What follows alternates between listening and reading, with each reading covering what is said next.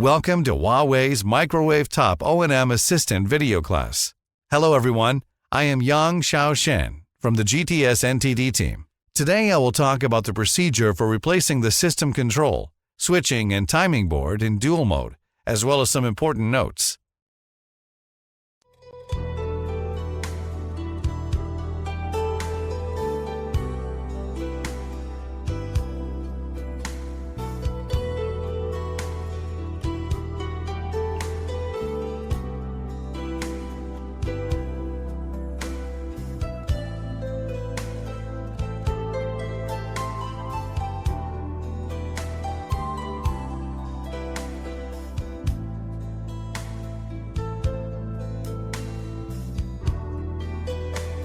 Use a Phillips screwdriver to loosen the captive screws on both sides of the board.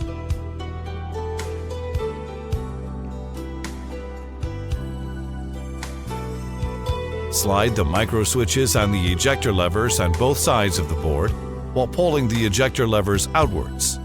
Slowly pull the board out of the slot along the guide rails. Place the board in an ESD bag and clearly label the bag. Take the spare board out of the ESD bag. Check that the version and SFP type of the spare board are the same as those of the board to be replaced. Holding the ejector levers on both sides, slowly push the board along the guide rails into the slot.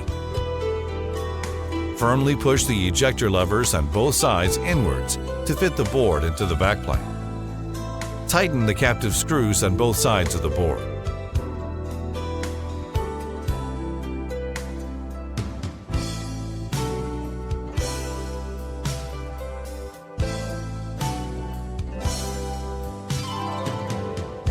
This is all for this class.